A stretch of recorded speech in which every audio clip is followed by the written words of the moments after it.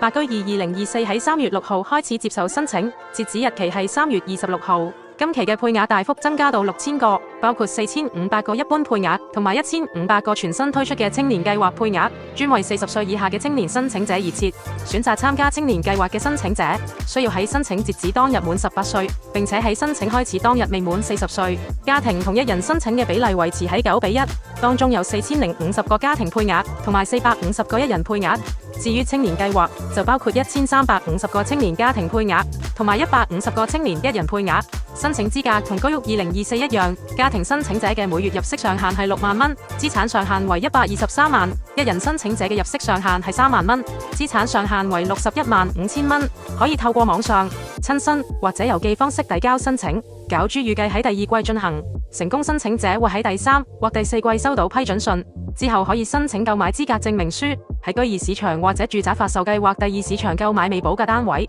想知道更多關於資助房屋嘅資訊，歡迎訂閱我哋嘅頻道。中谷借錢梗要還，咪俾錢中介。